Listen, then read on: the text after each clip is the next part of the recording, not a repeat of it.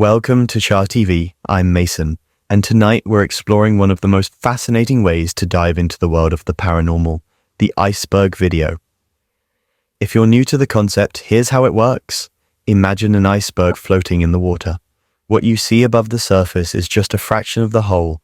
There's so much more hidden beneath, and as we go deeper, the stories get darker, stranger, and more unsettling. Tonight's iceberg is all about the hauntings of America. At the top, we'll look at the famous, widely known hauntings, those stories everyone has heard of.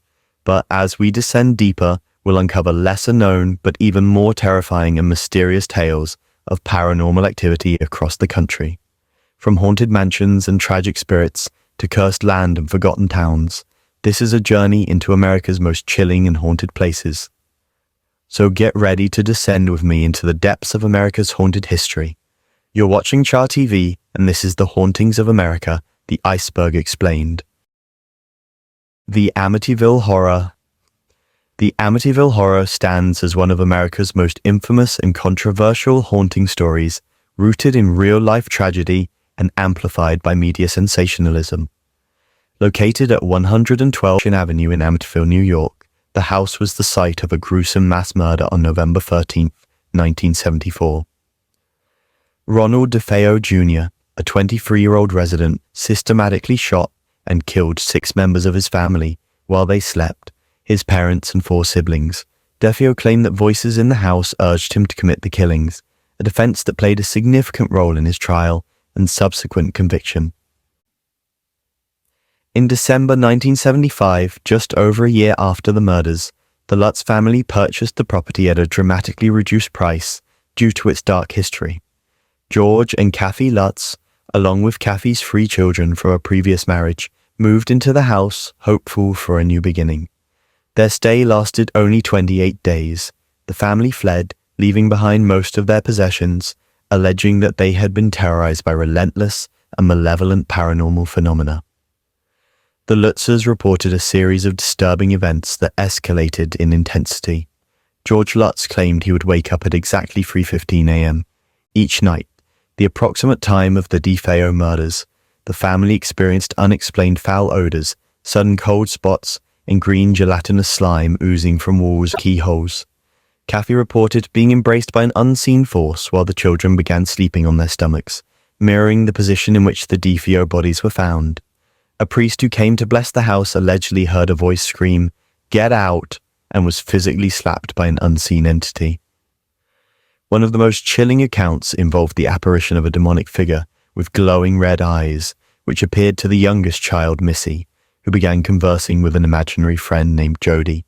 The Lutzes also claimed that George witnessed Kathy transform into an old woman with a wrinkled, death-like face, and that he saw hoof prints in the snow outside the house, despite weather records indicating there was no snowfall at that time. Their harrowing experiences were chronicled in Jay Anson's 1977 book, The Amityville Horror, A True Story, which became a bestseller and spawned a series of films, starting with the 1979 movie adaptation. The story captivated the public but also attracted skepticism. Investigations by paranormal researchers Ed and Lorraine Warren concluded that the house was infested with demonic entities. However, critics argued that the Lutzes fabricated their story for financial gain, pointing to inconsistencies and the lack of physical evidence.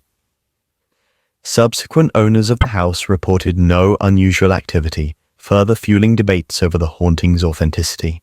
Legal battles ensued, and Ronald DeFeo Jr. himself changed his account multiple times, adding to the confusion surrounding the case.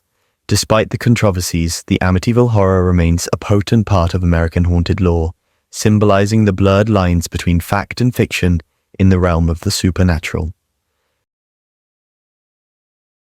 The Winchester Mystery House. The Winchester Mystery House in San Jose, California, is an architectural marvel shrouded in mystery and haunted legends. The mansion was the lifelong project of Sarah Lockwood Pardee Winchester, the widow of William Wirt Winchester, heir to the Winchester Repeating Arms Company. After the premature deaths of her infant daughter Annie and her husband William, Sarah inherited a vast fortune. Grieving and seeking solace, she reportedly consulted a Boston medium who conveyed a dire message. Her family was cursed by the spirits of those killed by Winchester rifles, and the only way to appease them was to move west and build a house that could never be completed. In 1886, Sarah purchased an unfinished farmhouse in the Santa Clara Valley and immediately embarked on an extraordinary construction project that continued ceaselessly for 38 years until her death in 1922. Working round the clock, teams of carpenters, artisans, and laborers expanded the house into a sprawling, 7-story labyrinth containing 160 rooms, 2,000 doors, 10,000 windows, 47 stairways, 47 fireplaces, and countless peculiarities.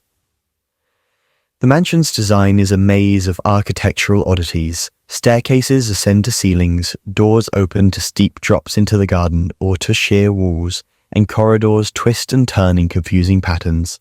Some believe that Sarah designed the house's convoluted layout to confuse and trap malevolent spirits seeking vengeance. Others suggest she was an architectural enthusiast, experimenting with new designs. The frequent inclusion of the number 13 and spiderweb motifs throughout the house hints at a deeper, perhaps mystical, significance. Legends abound regarding the mansion's hauntings. Visitors and employees have reported hearing footsteps in empty rooms, seeing doorknobs turn by themselves, and witnessing apparitions dressed in period clothing. The figure of a man believed to be a former handyman, known as Clyde, has been spotted pushing a wheelbarrow or repairing the fireplace in the ballroom. Cold spots, unexplained sounds, and the feeling of being watched contribute to the house's eerie atmosphere. The seance room, where Sarah supposedly communicated with spirits to receive building instructions, is a focal point of paranormal activity. It contains 1 entrance and 3 exits, including a secret passageway hidden behind a cupboard door. Some say that Sarah held nightly seances to appease the spirits and guide her in her endless construction. After Sarah Winchester's death, the mansion was sold and opened to the public as a tourist attraction. Earthquakes and time have reduced its original 7 stories to 4. But the house remains largely as she left it. The Winchester Mystery House continues to fascinate architects, historians, and paranormal enthusiasts alike, serving as a testament to one woman's response to tragedy and the lengths to which she went to find peace, or perhaps to elude restless spirits. The Bell Witch.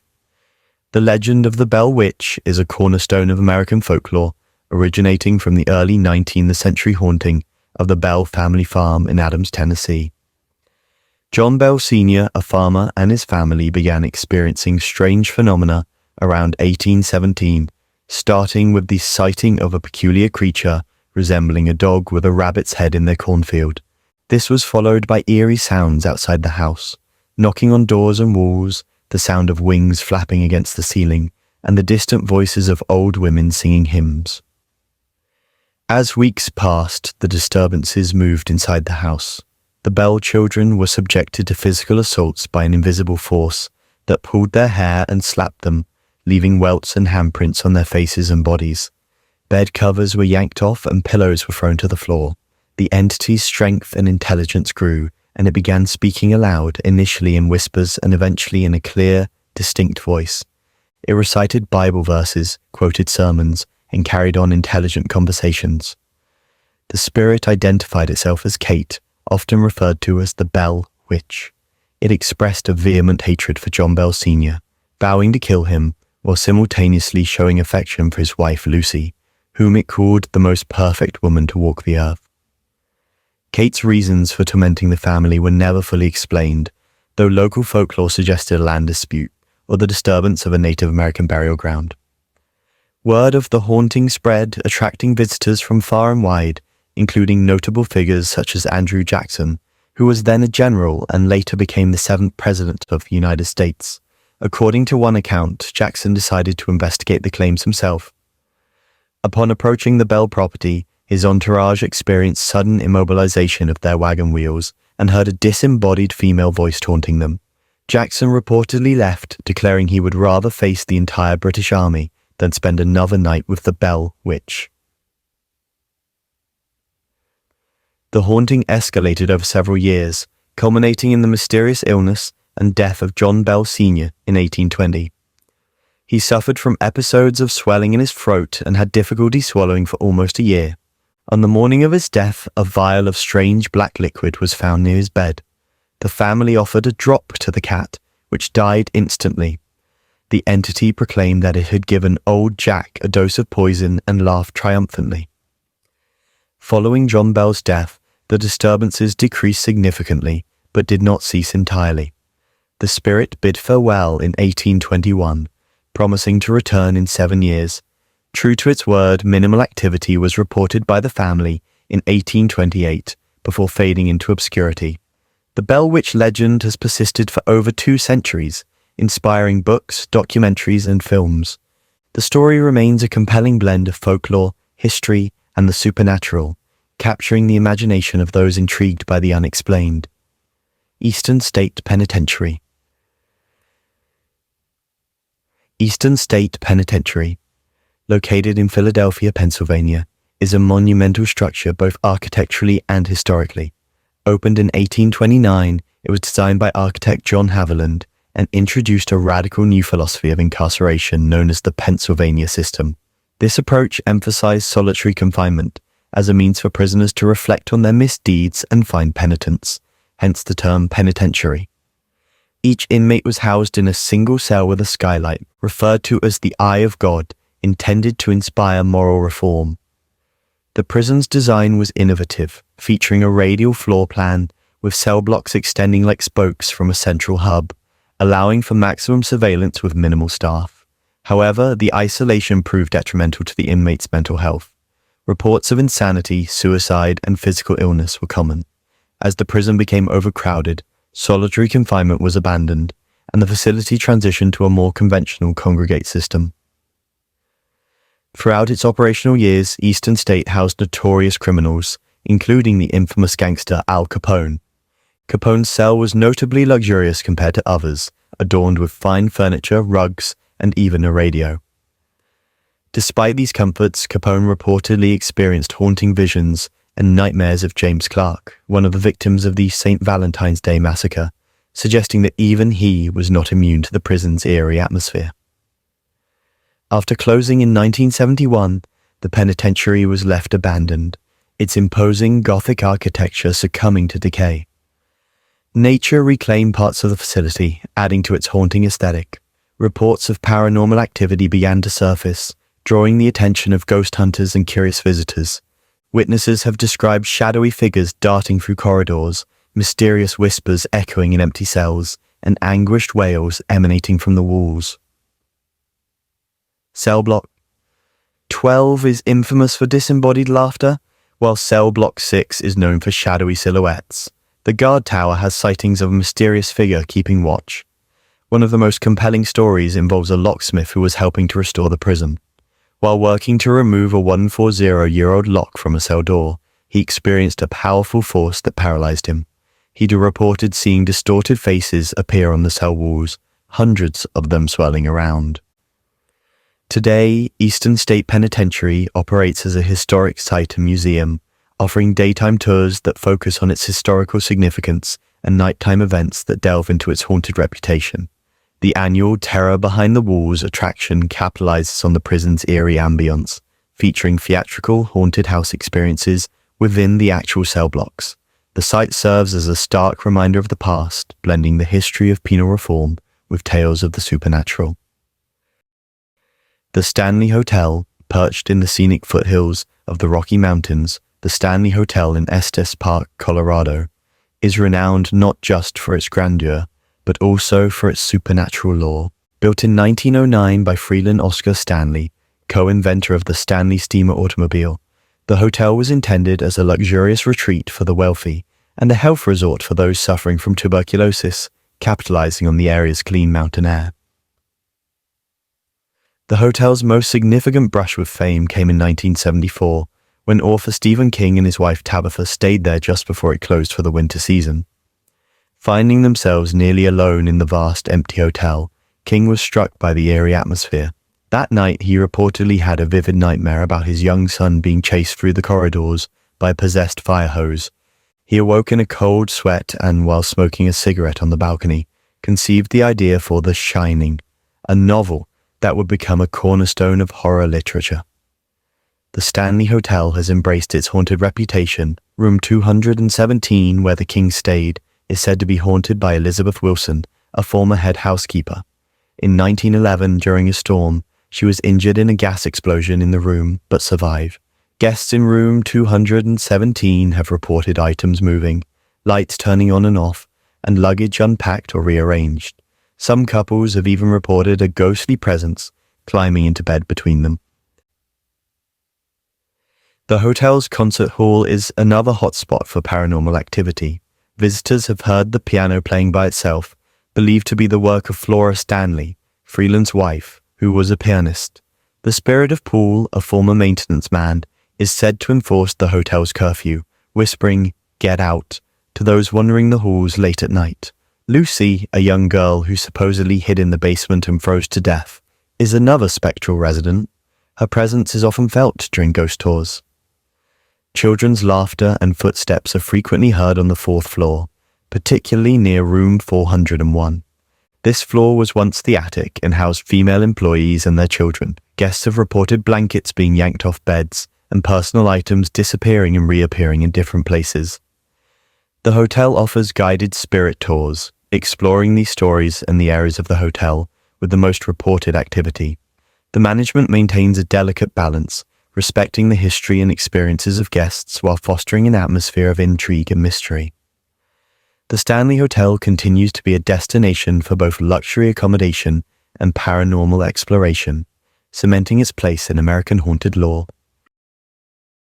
Waverly Hills Sanatorium. Waverly Hills Sanatorium is a looming Gothic-style building in Louisville, Kentucky, with a history steeped in suffering and death, contributing to its reputation as one of America's most haunted locations. Opened in 1910, it was constructed to treat patients afflicted with tuberculosis, a rampant and deadly disease at the time with no known cure. The sanatorium was designed to be self-sufficient, equipped with its own zip code, post office, and water treatment facility. At the height of the tuberculosis epidemic, Waverly Hills housed over 400 patients. Treatments were experimental and often brutal by today's standards. Procedures included thoracoplasty, the surgical removal of ribs to collapse the lungs, and other invasive surgeries intended to remove infected tissue. Many patients did not survive these operations.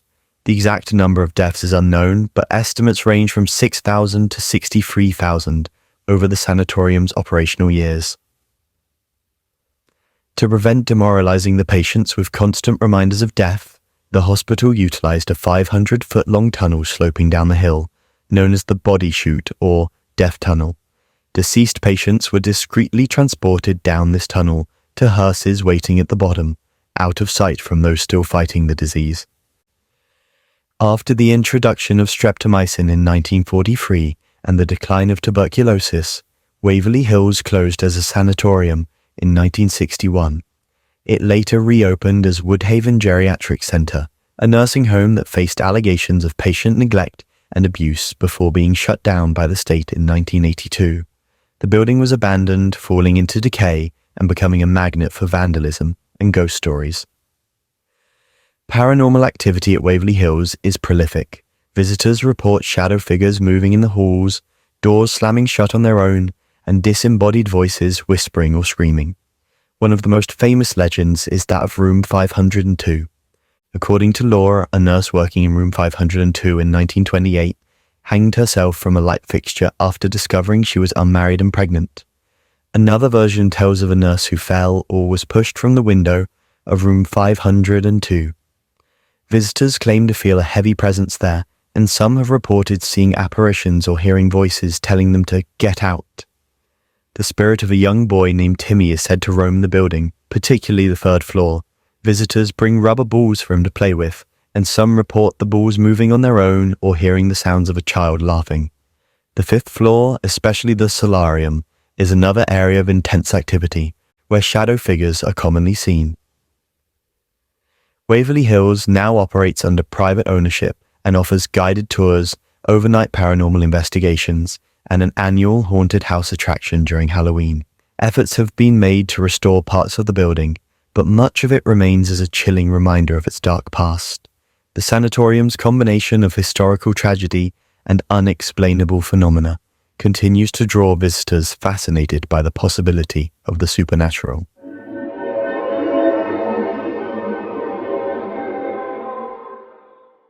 Lizzy Bordon House. The Lizzy Bordon House in Fall River, Massachusetts, stands an enduring symbol of one of America's most infamous unsolved murder cases. On the sweltering morning of August 4th, 1892, the quiet household was shattered by the brutal killings of Andrew Bordon and his wife Abby. Andrew was discovered slumped on a sofa in the sitting room, his face so savagely hacked that he was unrecognizable. Upstairs, Abby lay face down in the guest bedroom, her skull crushed by numerous blows from a sharp instrument, later identified as a hatchet. Their daughter, Lizzy Bordon, a 32-year-old unmarried woman, quickly became the prime suspect. Lizzy's behavior in the aftermath was peculiar. She displayed a curious detachment and offered conflicting accounts of her whereabouts during the murders. She claimed to have been in the loft of the backyard barn searching for fishing sinkers, despite the stifling heat making such an activity unlikely. Moreover, a few days before the murders, Lizzy had attempted to purchase prussic acid, a highly toxic substance, raising further suspicions. The trial of Lizzy Bordon in 1893 was a national sensation, drawing massive media attention. The all-male jury deliberated for just over an hour before acquitting her, influenced perhaps by societal perceptions of women as incapable of such violent acts. Despite her acquittal, public opinion remained divided, and Lizzy lived the rest of her life ostracized by the community, residing in a new home she named Maplecroft until her death in 1927. Today, the original Bordon house operates as a bed and breakfast and museum, meticulously restored to its 1892 condition. Visitors can tour the crime scenes, view autopsy photographs, and even stay overnight in the rooms where the Bordons met their grisly ends. Reports of paranormal activity are frequent and varied. Guests have experienced unexplained footsteps, muffled conversations in empty rooms, and the sensation of being touched by unseen hands. Some have reported seeing the apparition of a woman resembling Lizzy, or hearing a distant woman's laughter echoing through the halls. Paranormal investigators have conducted numerous explorations of the house, capturing electronic voice phenomena, EVPs, cold spots, and other anomalies.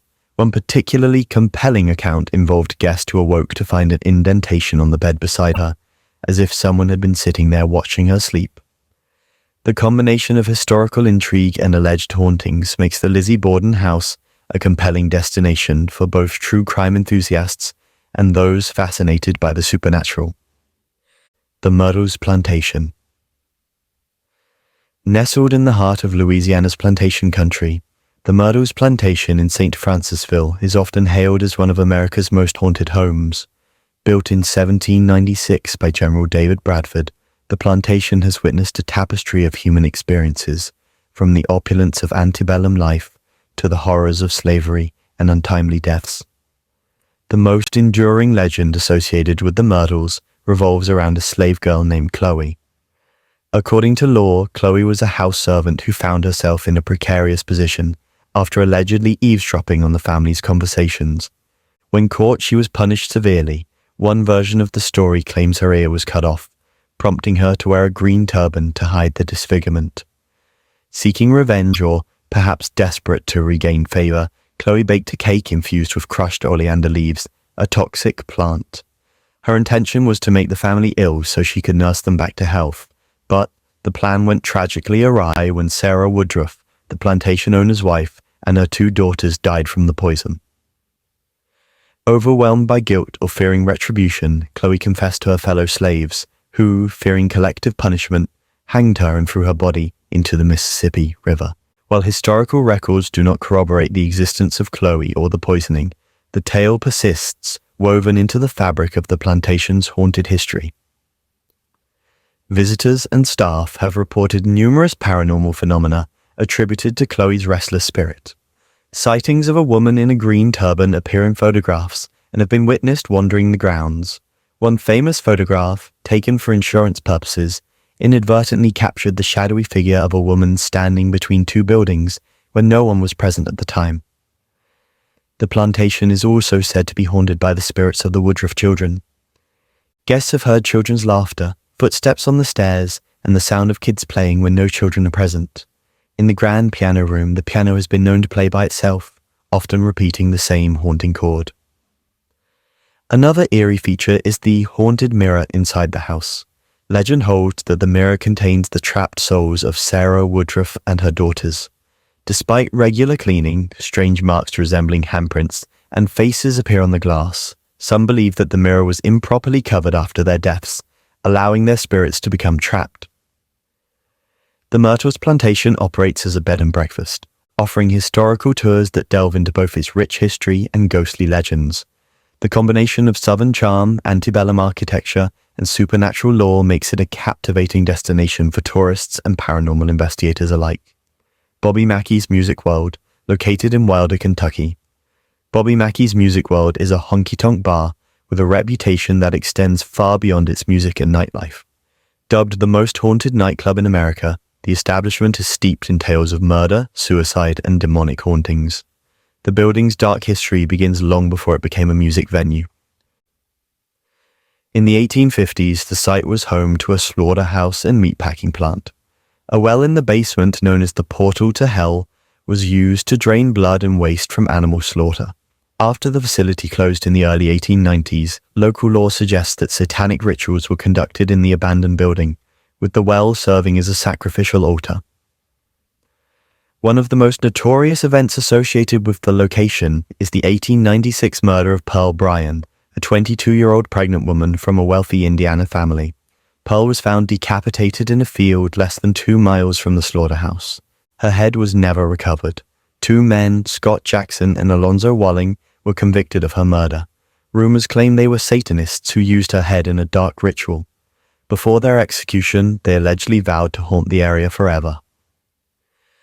In the 1920s, during Prohibition, the building was transformed into a speakeasy and casino known as the Primrose. It became a hub for organized crime, gambling, and illicit activities. In the 1950s, it operated as a nightclub called the Latin Quarter, where a tragic love story unfolded. Johanna, a dancer at the club and the daughter of the club's owner, fell in love with a singer named Robert Randall. When her father discovered the affair and that Johanna was pregnant, he had Randall killed. Devastated, Johanna poisoned her father and then took her own life in the basement of the club. Her diary, discovered years later, detailed her plans and despair. Since Bobby Mackey purchased the establishment in 1978, employees and patrons have reported a plethora of paranormal experiences. Carl Lawson, the bar's former caretaker, claimed to have been possessed by demonic entities and underwent an exorcism on the premises. He also reported seeing apparitions, hearing voices, and objects moving on their own. Janet Mackey, Bobby's wife, recounted being physically attacked by an unseen force in the basement, including being grabbed around the waist and pushed downstairs. She claimed to hear a voice shouting, "Get out!" Numerous guests have experienced sudden nausea, dizziness, and feelings of dread when near the well in the basement. Despite, or perhaps because of, these chilling accounts, Bobby Mackey's Music World remains a popular venue. Paranormal investigators have flocked to the site, and it has been featured on television shows like Ghost Adventures and Most Terrifying Places in America. The club continues to host live music and events, blending entertainment with its haunting legacy. The Valisa Ax Murder House, Penitentiary. In the small town of Valisa, Iowa, a white frame house on 508 East 2nd Street holds the dark secrets of a gruesome unsolved crime that shook the nation in 1912. On June 10th of that year, the Moore family, Josiah and Sarah Moore, and their 4 children, Herman, Catherine, Boyd, and Paul, along with 2 young guests, Lena and Ina Stillinger, were found brutally murdered in their beds. Each victim had been bludgeoned with an axe, their skulls crushed by the blunt force. The crime scene was horrific and perplexing. The killer had covered all the mirrors and glass panes in the house with cloth or clothing and had placed cloths over the faces of the victims after death. A plate of uneaten food and a basin of bloody water suggested that the murderer had lingered, perhaps attempting to clean up. Investigators found a slab of bacon leaning against the wall next to the axe, adding to the macabre mystery. Despite extensive investigations and numerous suspects, including a traveling preacher named Reverend George Kelly and State Senator Frank F. Jones, no one was ever convicted. The lack of a clear motive, coupled with the killer's ability to navigate the house undetected, baffled law enforcement. The case remains one of America's most notorious cold cases. The house was restored in the 1990s to its original condition, devoid of electricity and plumbing, to maintain historical accuracy. It now operates as a museum, offering daytime tours and overnight stays. Visitors and paranormal investigators report a range of unexplained phenomena. Audible sounds of children's voices, thuds, and faint whispers have been recorded. Objects are said to move on their own, and shadowy figures have been observed darting from room to room. One particularly chilling report involves the sound of an axe striking wood or a dull thud emanating from the rooms where the murders occurred. Some visitors have experienced intense feelings of sadness, anxiety, or nausea upon entering certain areas of the house. In 2014, a paranormal investigator staying overnight inflicted a stab wound upon himself, later claiming that an entity had influenced him to do so. The Valisa Ax murder house continues to fascinate and disturb those who visit. Its preservation allows a glimpse into a bygone era and confronts guests with the unsettling possibility that the past lingers, haunting the present. Salem witch trials, ghosts. The Salem witch trials of 1692 cast a long, dark shadow over American history, representing a time when fear and superstition overpowered reason and justice. In the Puritan community of Salem Village, now Danvers, Massachusetts, a group of young girls began exhibiting strange behaviors, including fits, contortions, and outbursts. They accused several local women of afflicting them through witchcraft, igniting a frenzy of accusations. Over the course of the hysteria, more than 200 people were accused of practicing witchcraft, the devil's magic, and 20 were executed. 19 were hanged on Gallows Hill, and one man, Giles Corey, was pressed to death with heavy stones for refusing to enter a plea. Many others died in jail due to the harsh conditions. The trials were fueled by personal vendettas, economic disparities, and strict religious doctrines that viewed the devil as an ever-present threat. The aftermath saw the community grappling with guilt and remorse. In 1702, the court declared the trials unlawful, and in 1711, the colony passed a bill restoring the rights and good names of those accused, providing financial restitution to their heirs. The events have since become a cautionary tale about the dangers of mass hysteria and scapegoating. The spirits of those unjustly condemned are said to haunt various sites in Salem and Danvers. Gallows Hill, recently identified more precisely as Proctor's Ledge, is a focal point for paranormal activity.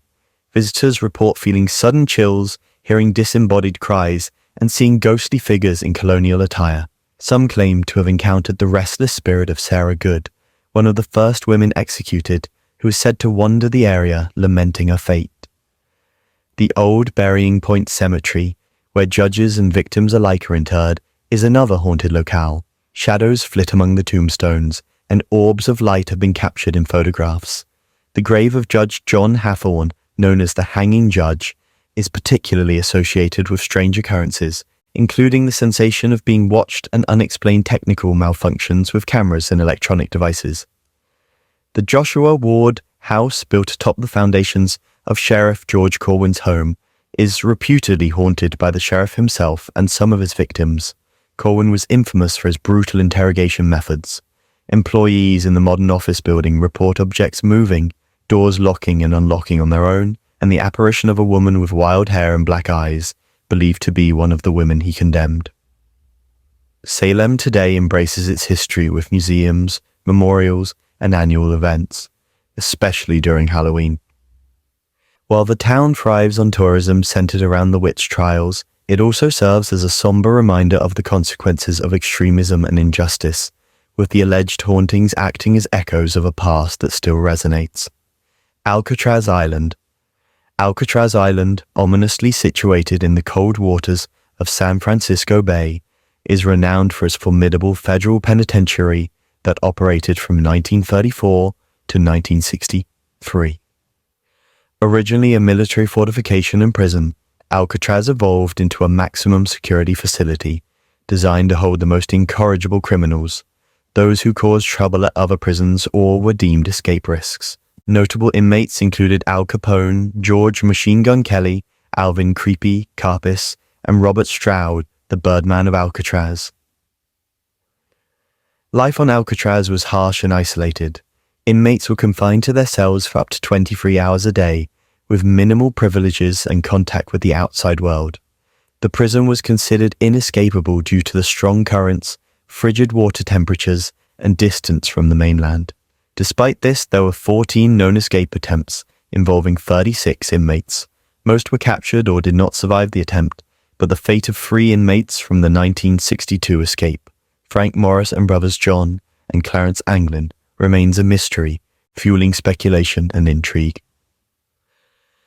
The grim history of Alcatraz extends beyond its notorious inmates and strict regimen. Reports of hauntings date back to the prison's operational days. Guards and inmates alike recounted unexplained phenomena, including whispers in empty cells, cold spots, and the sensation of being watched. Cell Block D, known as The Hole, was used for solitary confinement and is reputedly the most haunted area. Inmates placed there reported feeling a presence, seeing glowing eyes, and hearing unnerving sounds. One chilling account involves an inmate in cell 14D who screamed throughout the night that he was being attacked by a creature with glowing eyes. The next morning he was found dead, with the official cause listed as strangulation. Guards were perplexed as the cell was locked and secured. Some believed that the ghost of a former inmate or a malevolent entity was responsible. Another area of intense activity is the former warden's house, which burned down in 1970. Visitors have reported seeing apparitions of guards and prisoners, as well as hearing the faint strains of music and laughter from long-ago staff parties. The laundry room, hospital, and the site of the 1946 Battle of Alcatraz riot are also associated with spectral sightings and unexplained events. Today, Alcatraz Island is a National Historic Landmark, managed by the National Park Service. It attracts over 1 million visitors annually who come to tour the prison facilities, learn about its layered history, and perhaps experience its haunted reputation firsthand. Night tours amplify the eerie atmosphere, as shadows lengthen and the isolation of the island becomes palpable. The enduring fascination with Alcatraz lies in its complex narrative of crime, punishment, and the lingering spirits that some believe still inhabit the rock.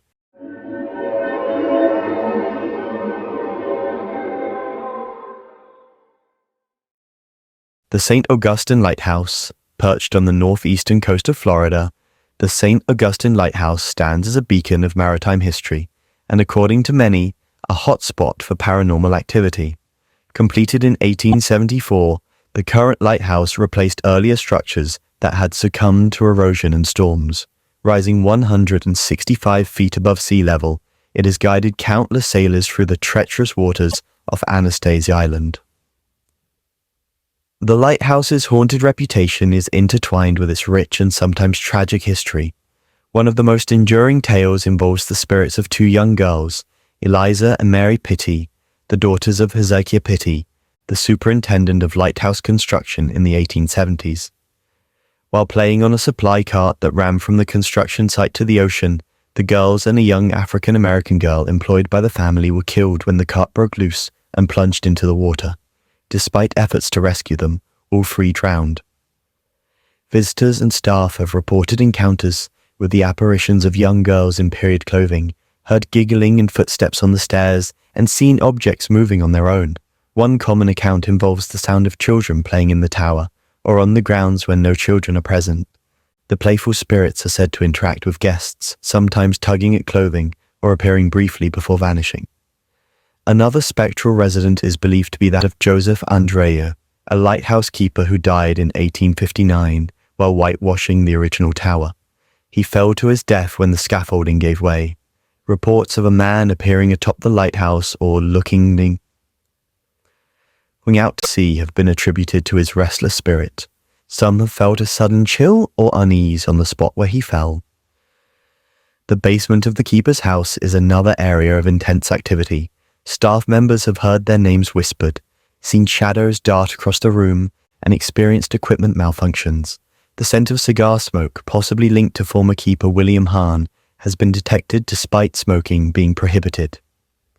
St. Augustine Lighthouse Maritime Museum now offers Dark of the Moon ghost tours, allowing visitors to explore the lighthouse at night and hear detailed accounts of its haunted history.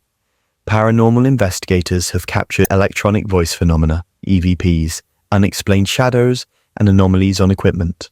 The combination of historical significance and supernatural lore makes the lighthouse a compelling destination for those intrigued by the unknown. The Whaley House.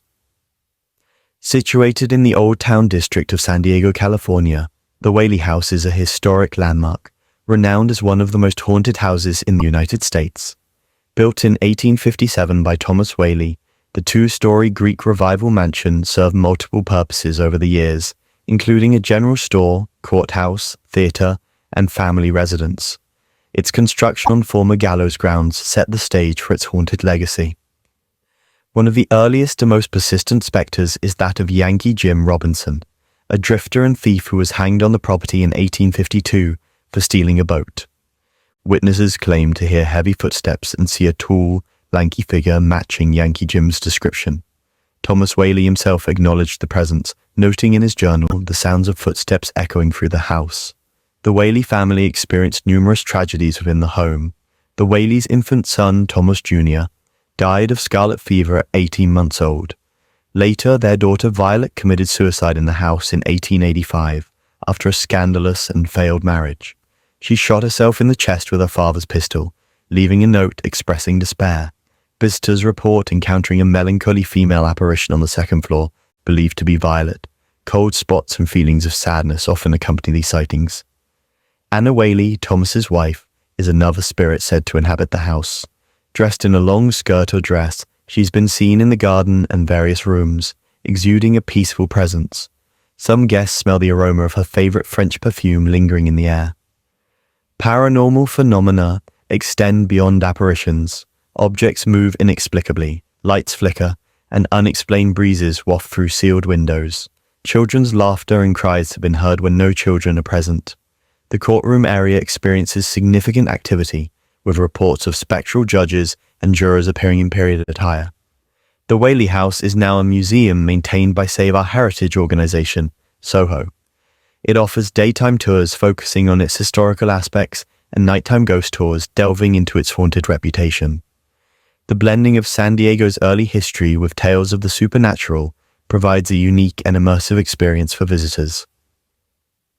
The LMP Mansion, located in St. Louis, Missouri.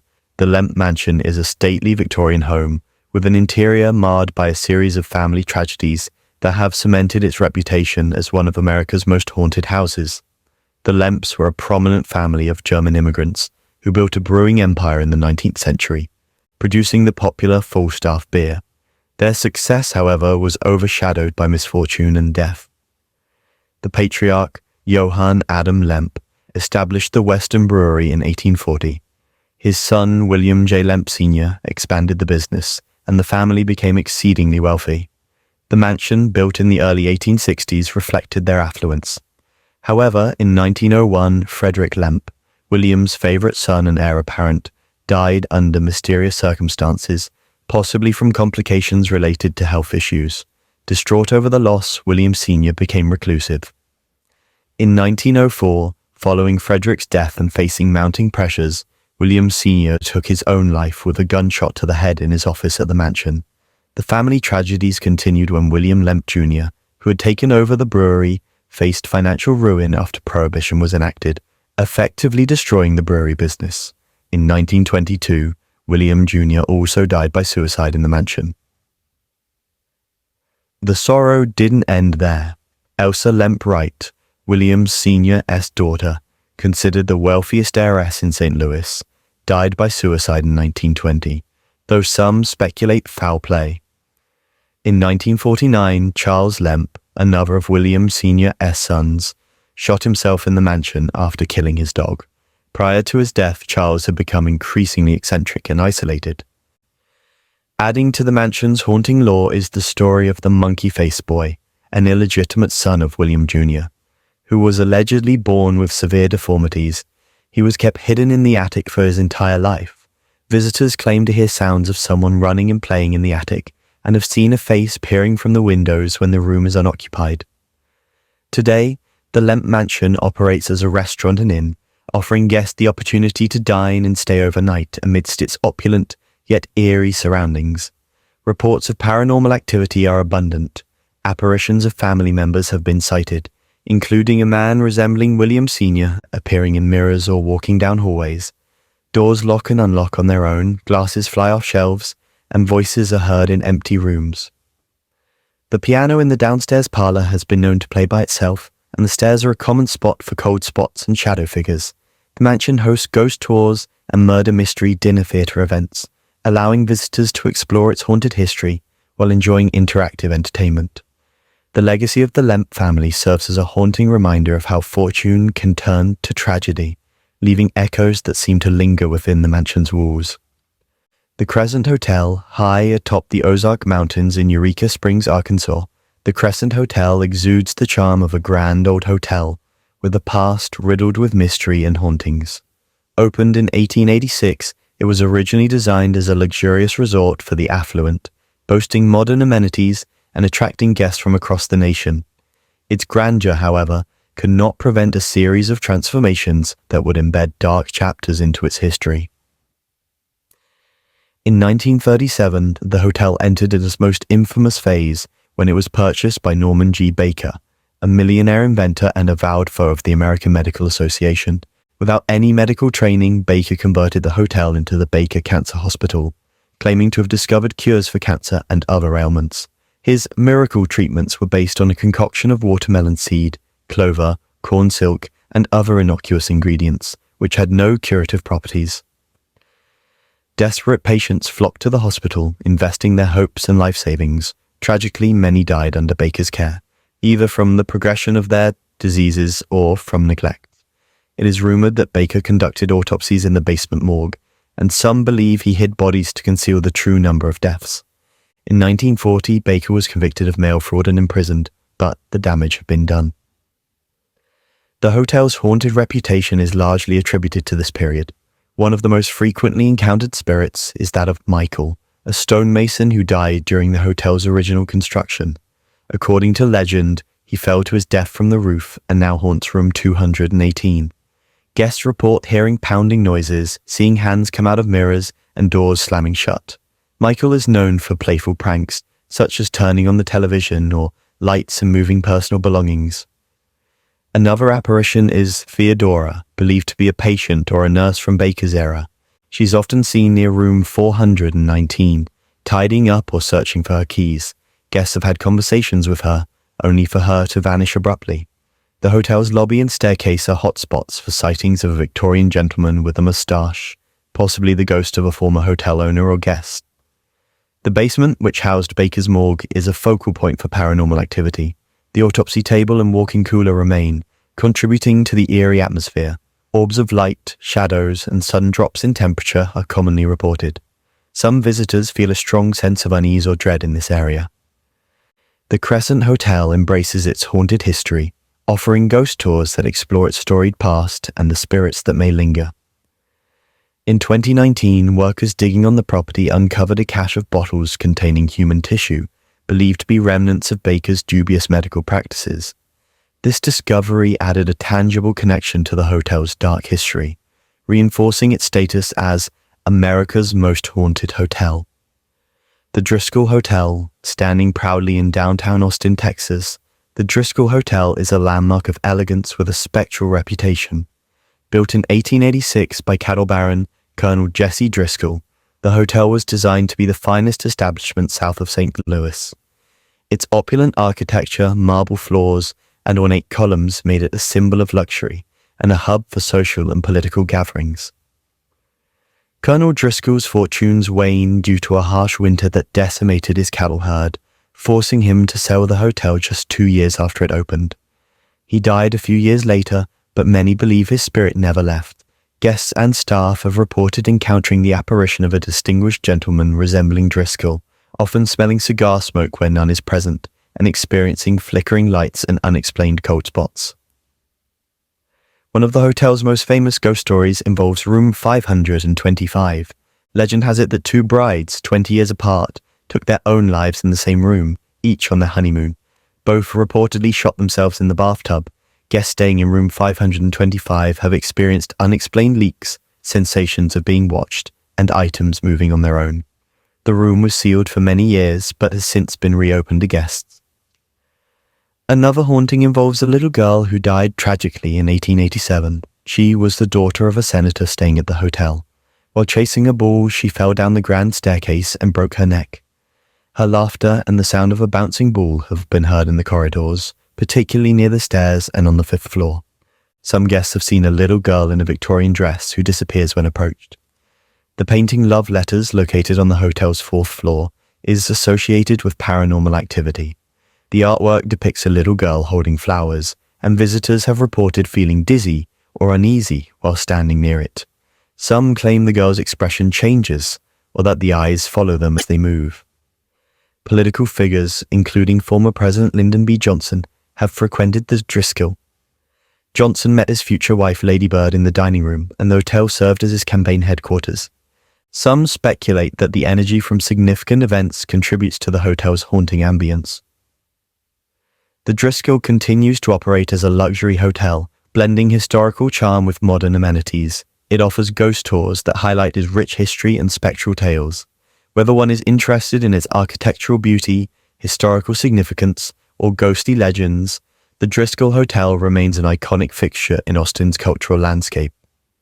Bachelor's Grove Cemetery. Hidden within the Rubio Woods Forest Preserve near Midlothian, Illinois, Bachelor's Grove Cemetery is an abandoned graveyard, notorious for paranormal phenomena and eerie legends. Established in the early 19th century, it served as a burial ground for German immigrant settlers. The cemetery's name likely derives from its early use as a final resting place for unmarried men, although some dispute this origin. Over time, the cemetery fell into neglect and became a target for vandalism and desecration. Tombstones were stolen, broken, or defaced, and graves were reportedly disturbed. The isolated location made it a gathering spot for illicit activities, including rumored occult rituals during the 1960s and 1970s. These disturbances are believed by some to have agitated the spirits interred there. Bachelor's Grove is renowned for a multitude of ghostly sightings and unexplained occurrences. One of the most famous is the White Lady, or Madonna of Bachelor's Grove, described as a woman dressed in a white gown, sometimes seen holding an infant. In 1991, the Ghost Research Society captured a photograph of a semi-transparent woman sitting on a tombstone during a daytime investigation. The image, known as the Bachelor's Grove Lady, is considered one of the most compelling pieces of paranormal evidence. Another prevalent legend is the Phantom Farmhouse. Witnesses have reported seeing a shimmering, old-fashioned house in the woods that appears and disappears randomly. Descriptions vary, but common elements include a white or red 2-story house with a porch light. Attempts to approach it result in the house receding or vanishing altogether. Visitors have also reported sightings of a phantom horse and carriage emerging from the nearby lagoon, believed to be connected to a farmer who died when his carriage overturned into the water. Other phenomena include orbs of light floating among the trees, sudden cold spots, unexplained sounds, and feelings of being watched or followed. The adjacent Midlothian Turnpike has its own tales of a phantom car. Drivers have recounted nearly colliding with an oncoming vehicle that disappears upon approach. The cemetery's desolate atmosphere, combined with decades of reported hauntings, has made it a focal point for paranormal enthusiasts. Authorities have restricted access to Bachelor's Grove Cemetery to curb vandalism and protect what remains of the historical site. While daytime visits are allowed, night visits are prohibited without special permission. Preservation efforts aim to restore dignity to the cemetery, but its reputation as one of the most haunted places in the United States endures, drawing those intrigued by its ghostly legends and the mysteries shrouded among its overgrown tombstones.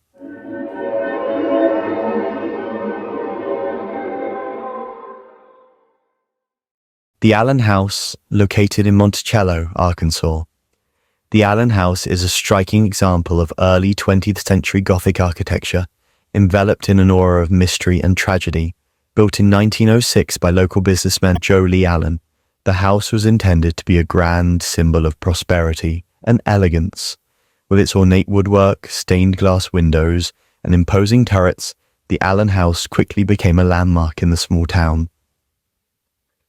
The haunting of the Allen House is intrinsically linked to the tragic story of Liddell Allen, one of Joe Lee's daughters. In 1948, on Christmas night, Liddell took her own life by ingesting mercury cyanide.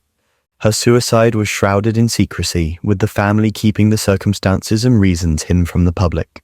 For decades, rumors swirled about unrequited love, a failed marriage, or personal despair, but no concrete explanations were provided. Following Liddell's death, the Allen house was converted into apartments. Tenants reported a myriad of unexplained phenomena that seemed to center around Liddell's former room. Accounts included sightings of a woman in a blue dress appearing in mirrors or at windows, disembodied voices whispering in empty rooms, and the strong scent of perfume wafting through the halls without any identifiable source. Objects would move on their own, lights would flicker inexplicably, and some residents felt an oppressive sadness that permeated the atmosphere. In 2007, Mark and Rebecca Spencer purchased the dilapidated property with the intent to restore it to its former glory. During renovations, they discovered a cache of hidden love letters in the attic, penned by Liddell to a man named Prentice Hemingway Savage. The letters unveiled a passionate and clandestine affair that Liddell had with the married man, shedding light on her emotional turmoil and possibly explaining her decision to end her life.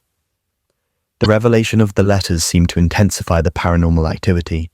The Spencers and their children experienced unexplained footsteps, doors opening and closing on their own, and shadowy figures moving throughout the house. Mark Spencer documented these occurrences in his book, A Haunted Love Story, The Ghosts of the Allen House, providing a detailed account of their experiences with the supernatural.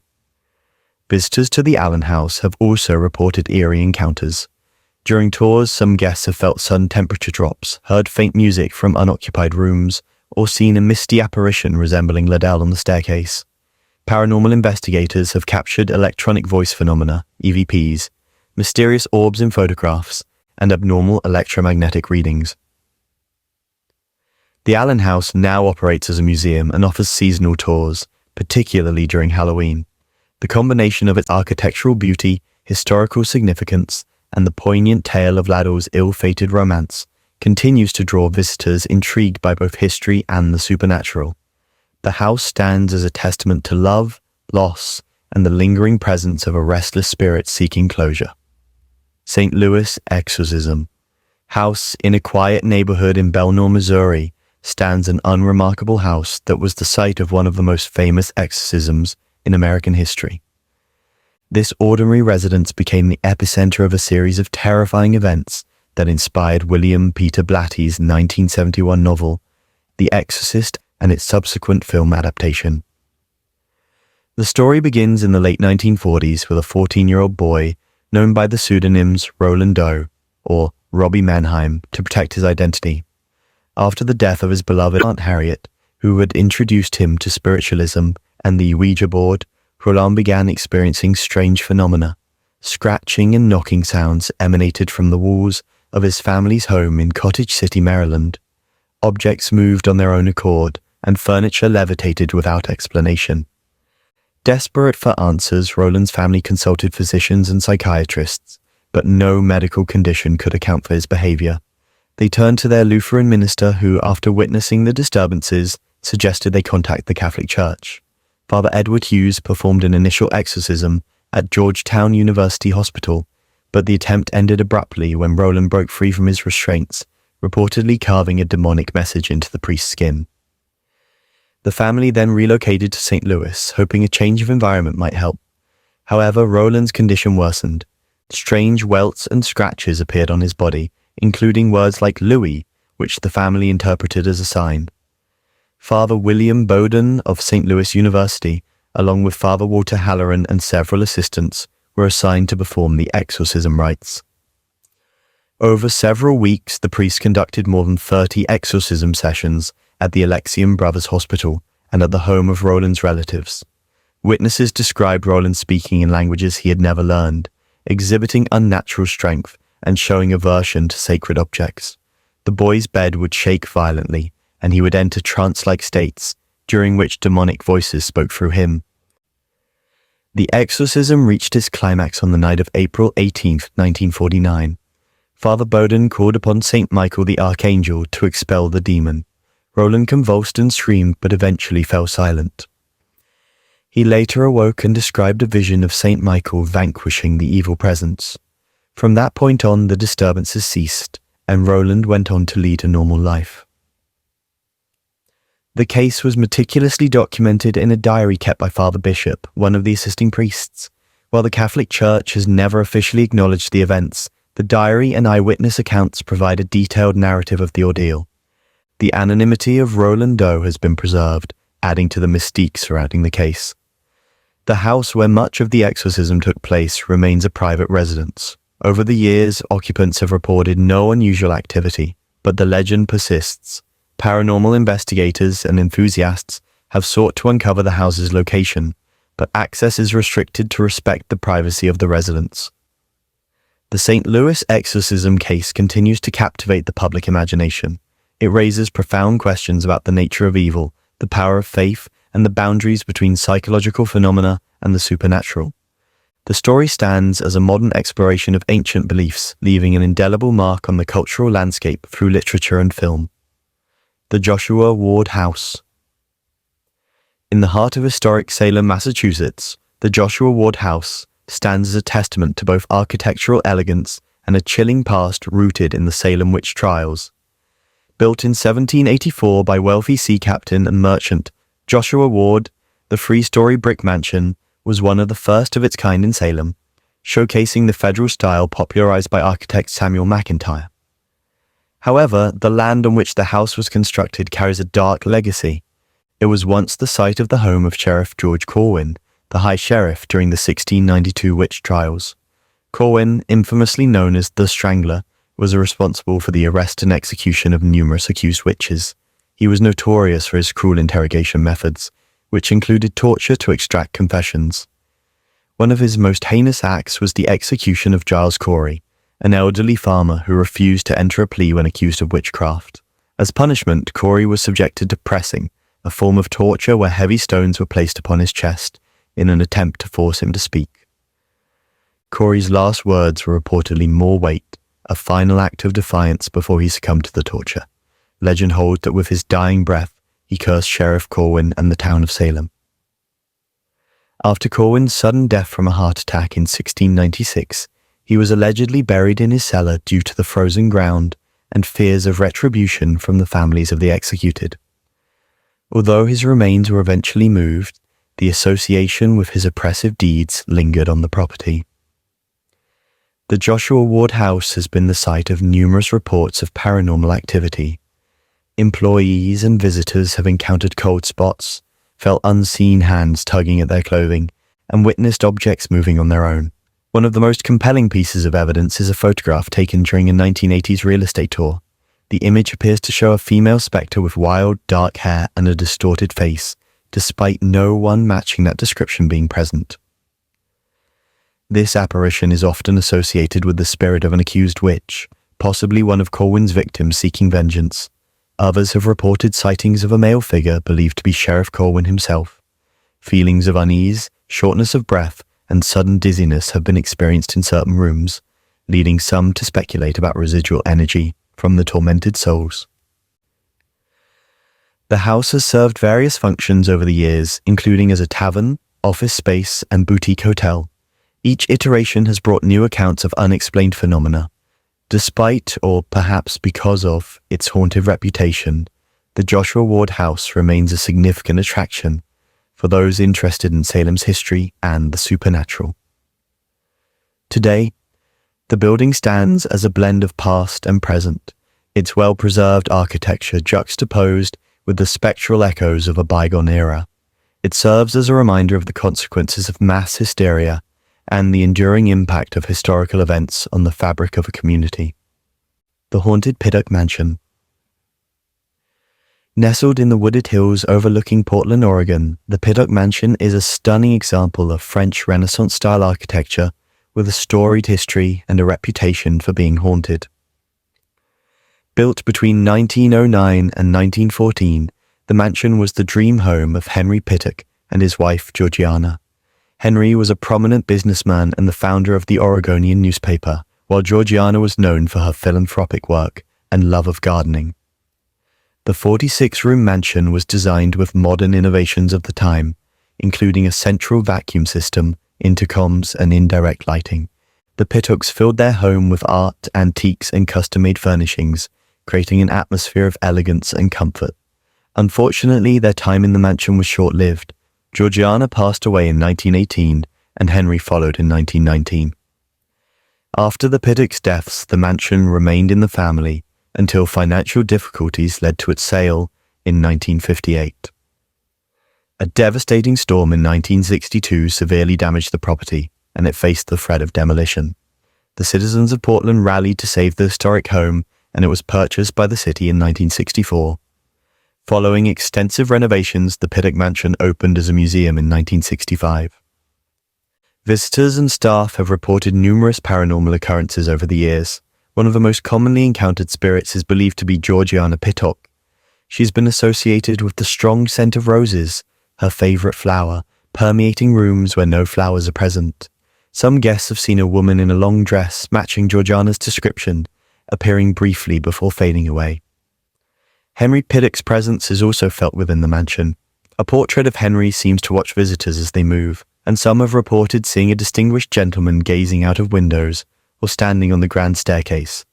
In one instance, a tour guide claimed that an unseen force prevented a fall down the stairs, attributing the intervention to Henry's protective spirit. Other phenomena include windows opening and closing on their own, furniture rearranged without explanation, and cold spots in certain rooms. The sound of footsteps, voices, and even music have been heard when the mansion is otherwise quiet. In the Turkish smoking room, visitors have felt sudden temperature changes and a sense of unease. The mansion's haunted reputation has attracted paranormal investigators who have captured electronic voice phenomena, EVPs, and unexplained anomalies in photographs and recordings. Despite these reports, the atmosphere within the Pittock Mansion is generally considered peaceful, with the spirits thought to be friendly or benign. Today, the Pittock Mansion offers visitors a glimpse into Portland's past, showcasing period furnishings, historical exhibits, and panoramic views of the city. The combination of architectural beauty, rich history, and tales of lingering spirits creates a unique experience that continues to captivate guests. Whether drawn by its cultural significance or the allure of the supernatural, the Pittock Mansion remains a cherished landmark in the Pacific Northwest. The Hales Bar Dam. Located along the Tennessee River near Chattanooga, the Hales Bar Dam is a site steeped in history, engineering feats, and eerie legends. Constructed between 1905 and 1913, it was one of the first major multi-purpose dams in the United States, intended to improve navigation, prevent flooding, and generate hydroelectric power.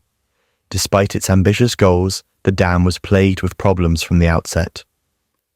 The land on which Hales Bar Dam was built holds significant Native American history. It was once inhabited by the Cherokee, and according to local law, a curse was placed on the area by Chief Dragging Canoe in the late 18th century. He warned that the land would be fraught with darkness and misfortune for those who took it from his people. Many attribute the dam's subsequent issues to this curse.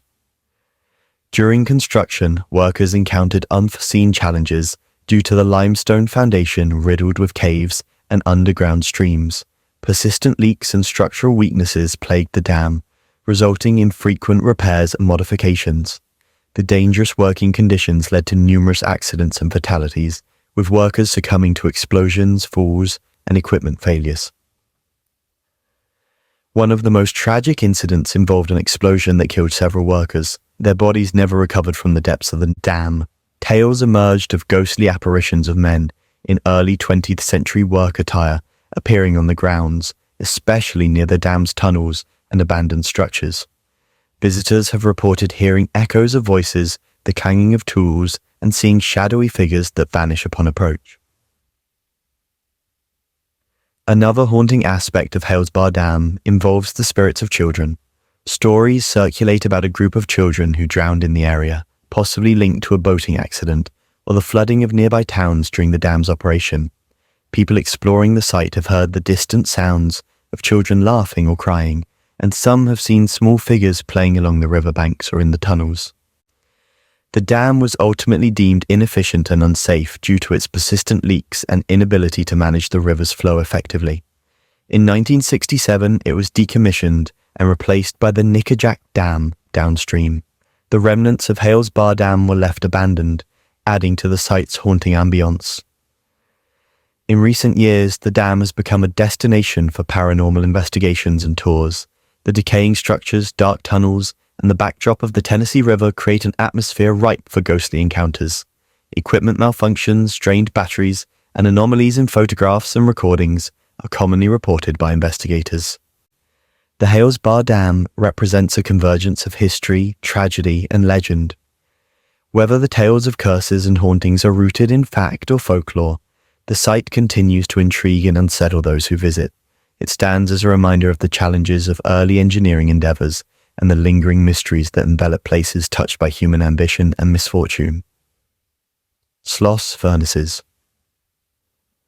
Dominating the skyline of Birmingham, Alabama, Sloss Furnaces is a National Historic Landmark that serves as a haunting reminder of the city's industrial past. From 1882 to 1971, it operated as a pig iron-producing blast furnace, playing a pivotal role in the economic growth of the region known as the Magic City. However, beneath its towering smokestacks lies a history marred by grueling labor conditions, accidents, and ghostly legends. The furnaces were notorious for their dangerous working environment. Temperatures in the furnaces could reach over 120 degrees Fahrenheit, and workers, often untrained and underpaid, toiled in these extreme conditions. Accidents were frequent, with many laborers suffering severe injuries or death due to explosions, falls, and exposure to toxic gases. One of the most enduring stories involves a foreman named James Slag Wormwood. According to legend, Slag was a harsh supervisor during the early 1900s who pushed his crew to work long hours without breaks to meet production demands. His relentless drive led to numerous accidents and the deaths of nearly 50 workers under his management. In 1906, Slag met a mysterious end when he fell into the number 1 blast furnace, a vat of molten iron ore. Some believe he slipped due to the intense heat and dizzying heights, while others speculate that disgruntled workers may have pushed him in retaliation for his mistreatment. Officially ruled an accident, his death did little to quell the rumors and suspicions. Since Slag's demise, reports of paranormal activity at Sloss Furnaces have proliferated. Night watchmen and visitors have encountered apparitions of a man resembling Slag, described as an intimidating figure with burns and disfigurements. Unexplained screams, disembodied voices barking orders, and the sound of footsteps on metal walkways have been reported when no one else is present. In the years following the plant's closure, Sloss Furnaces became a hotspot for paranormal investigations. Teams have captured electronic voice phenomena, EVPs, inexplicable shadows, and sudden equipment failures. Some investigators have experienced physical sensations, such as being pushed or scratched by unseen forces. Other ghostly tales include sightings of former workers, spectral figures carrying tools, or appearing to perform their duties. The site of a 1926 explosion that killed several workers is particularly active, with reports of residual haunting phenomena, where past events seem to replay in the environment. Today, Sloss Furnaces operates as a museum and cultural venue, hosting concerts, festivals, and educational programs. It also offers haunted tours and an annual Halloween event called Sloss Fright Furnace, capitalizing on its eerie reputation. The haunting of Sloss Furnaces serves as a narrative of the human cost of industrialization. The legends and ghost stories reflect the hardships endured by the workers and the indelible mark left on the community. Whether viewed through the lens of history or the supernatural, Sloss Furnaces remains a compelling and somber monument to a bygone era.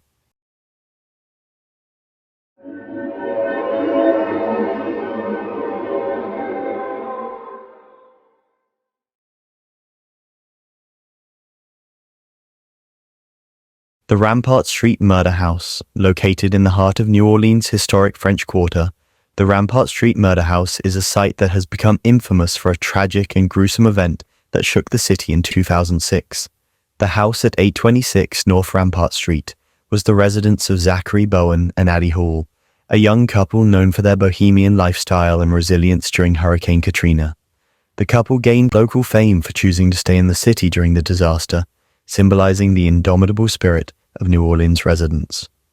However, their relationship was tumultuous, marked by bouts of volatility and substance abuse. On October 5, 2006, an argument between Zachary and Addie escalated dramatically. In a tragic turn of events, Zachary strangled Addie to death in their apartment. What followed was a series of actions that would horrify the community and leave a lasting stain on the building's history. After the murder, Zachary lived with Addie's body for several days. He dismembered her remains and attempted to dispose of them by cooking parts on the stove and storing others in the refrigerator.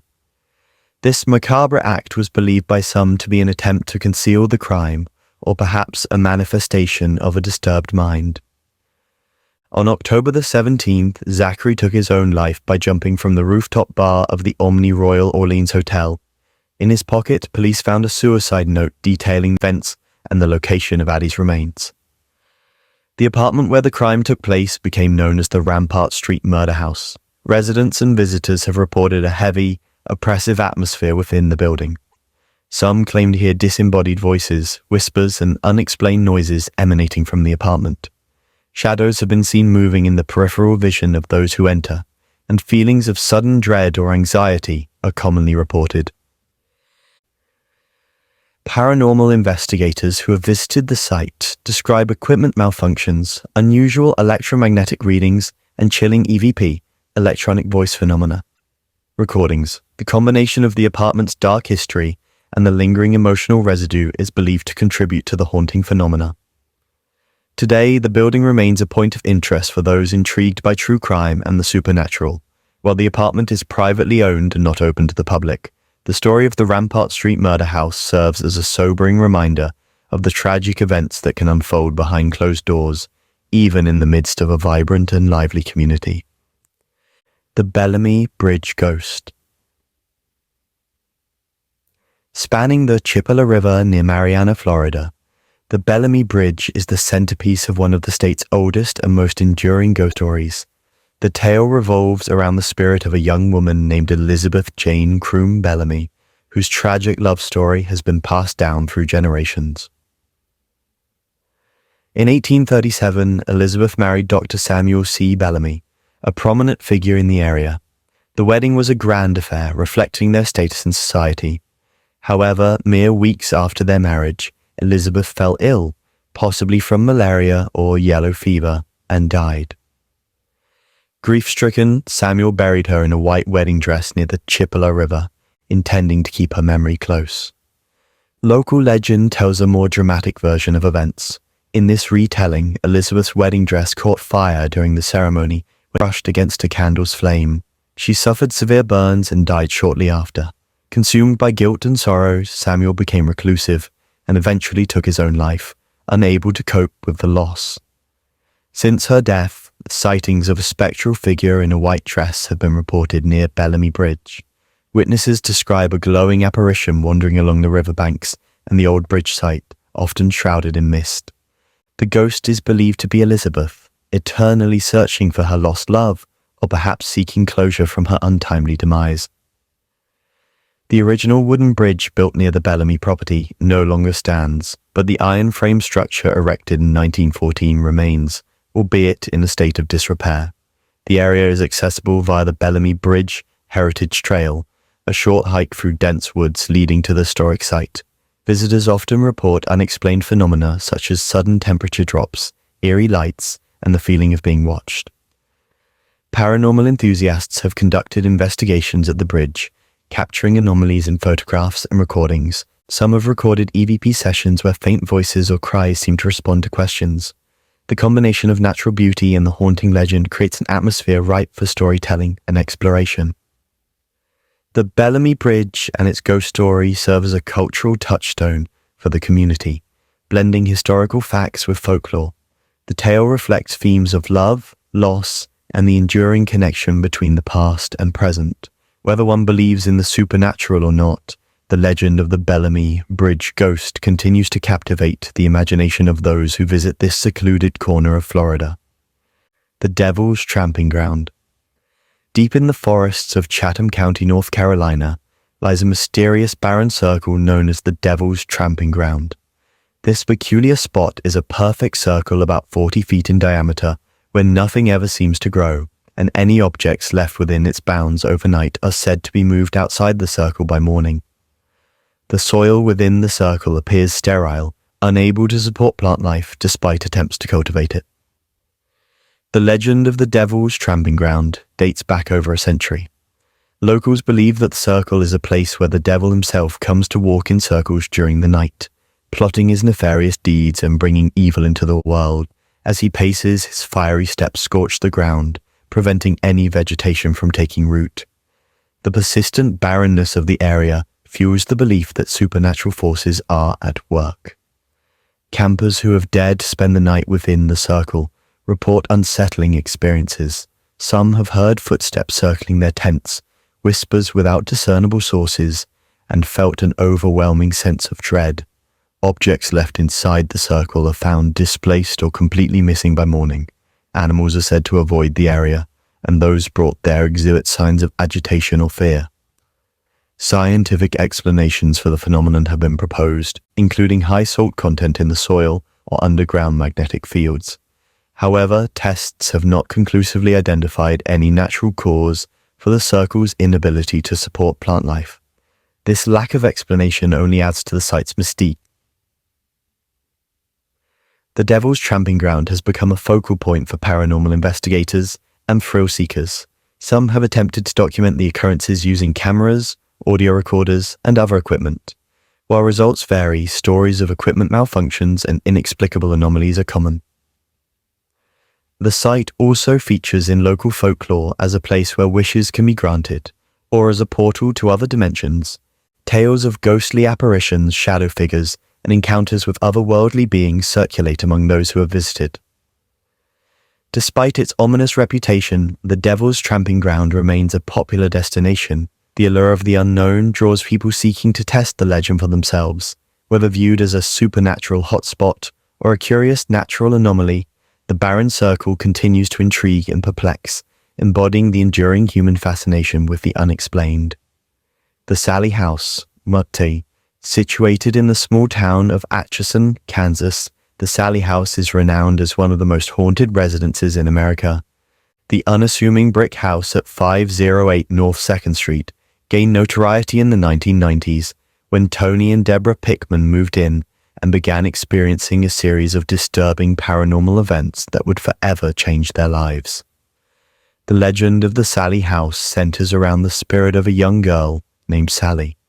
According to local law, in the early 1900s, a 6-year-old girl was brought to the house, which served as the home and office of a physician. Suffering from severe abdominal pain, she was diagnosed with appendicitis. The doctor allegedly began surgery before the anesthesia took full effect, resulting in Sally's painful death and leaving her spirit trapped within the house. When the Pickmans moved in, they were unaware of the house's haunted reputation. Initially, strange occurrences were minor. Items would be misplaced, lights flickered, and their dog seemed agitated, barking at empty spaces. However, the activity soon escalated. Tony began experiencing scratches and burn marks on his body, often appearing spontaneously. The attacks grew more violent over time, with Tony being pushed, scratched, and even witnessing objects flying across rooms. Deborah noticed changes in Tony's behavior, describing him as increasingly irritable and withdrawn. The couple also reported hearing disembodied voices, childlike giggles, and the sound of footsteps in empty rooms. Toys would arrange themselves in circles on the floor, and mysterious fires started without explanation. Desperate for answers, the Pickmans sought the help of paranormal investigators. The case attracted significant attention, featuring on television shows such as Sightings and Unsolved Mysteries. Investigations yielded chilling evidence, including photographs of apparitions, EVP recordings of voices identifying themselves as Sally, and video footage capturing unexplained movements. Some theories suggest that the haunting is not solely the spirit of a young girl, but may involve darker, more malevolent entities. The intensity of the physical attacks on Tony led some investigators to believe that demonic forces might be at play. The Pickmans eventually moved out, but the Sallie House continues to be a site of interest for paranormal enthusiasts. The current owners allow tours and overnight investigations, during which visitors report similar experiences: battery drains, equipment malfunctions, shadow figures, and physical sensations such as touches, scratches, or sudden chills. The Sallie House stands as a compelling case study in the field of paranormal research. The combination of documented phenomena, eyewitness accounts, and the enduring mystery of Sally's identity contribute to its reputation. Whether viewed as a genuine haunting or a complex psychological and environmental puzzle, the house invites ongoing exploration into the unknown realms of human experience. Point Lookout Lighthouse, guarding the entrance to the Potomac River and the Chesapeake Bay. Point Lookout Lighthouse in Scotland, Maryland, is a storied beacon with a history rich in tragedy and hauntings. Built in 1830, the lighthouse served as a vital navigational aid for ships navigating the treacherous waters of the bay. The surrounding area, Point Lookout State Park, is steeped in history, having been a site of a Civil War hospital and a prisoner of war camp. During the Civil War, Point Lookout became one of the largest Union-run prison camps for Confederate soldiers. Over 50,000 prisoners were held in overcrowded and harsh conditions, leading to the deaths of an estimated 4,000 men from disease, exposure, and malnutrition. The lingering spirits of these soldiers are believed to contribute to the area's paranormal activity. The lighthouse itself has been the focus of numerous ghostly tales. One of the most frequently reported apparitions is that of Anne Davis, a former lighthouse keeper's wife, who resided there in the 19th century. Visitors and staff have seen a woman in a blue dress, often described as wearing a shawl and looking forlorn. She's sometimes spotted ascending the stairs or standing at the top, gazing out as if waiting for someone. Another spectral presence is believed to be that of a Confederate soldier. Witnesses have reported seeing a man in a ragged uniform wandering the grounds or appearing inside the lighthouse. Disembodied voices, cries of pain, and the faint sound of footsteps echo through the corridors, especially during quiet hours. Paranormal investigations at Point Lookout Lighthouse have yielded intriguing results. The United States Navy, which once owned the property, conducted studies in the 1970s due to numerous reports from personnel. Recordings captured unexplained voices, including pleas like "help me" and "fire if they get too close." Photographs have revealed anomalies such as orbs, misty figures, and shadows without identifiable sources. The lighthouse's basement is considered a hotspot for activity. Cold spots, feelings of unease, and sightings of shadowy figures are common. Some speculate that the basement may have been used to store bodies during the Civil War or as a temporary morgue, adding to the site's haunting atmosphere.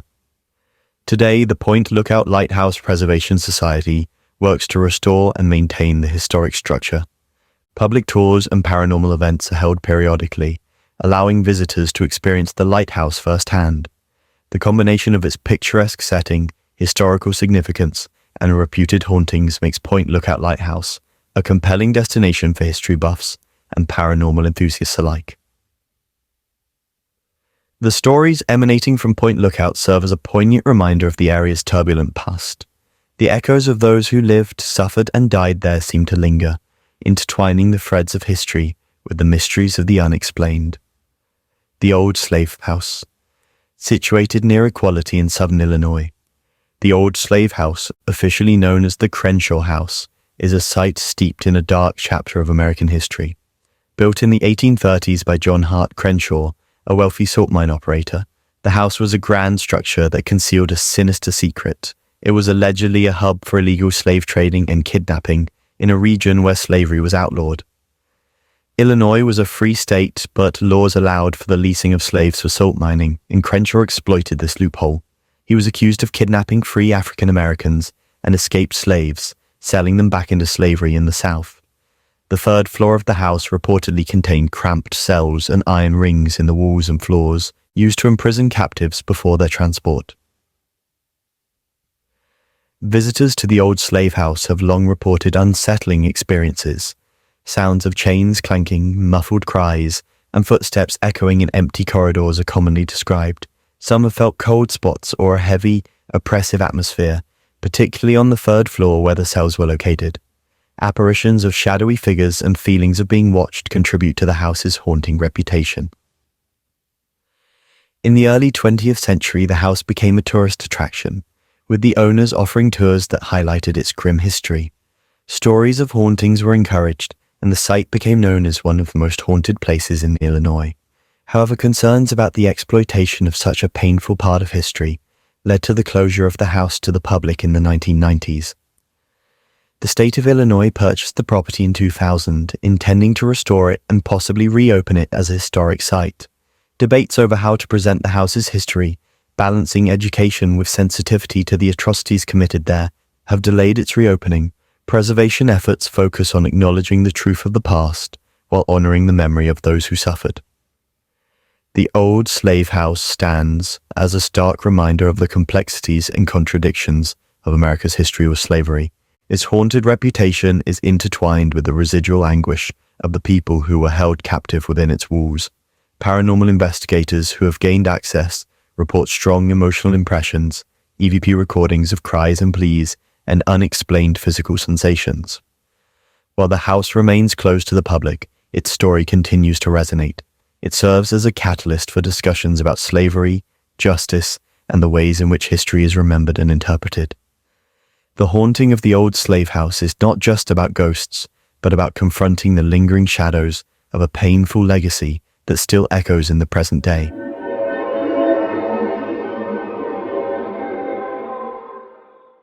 The Screaming Tunnel, nestled in the rural outskirts of Niagara Falls, Ontario.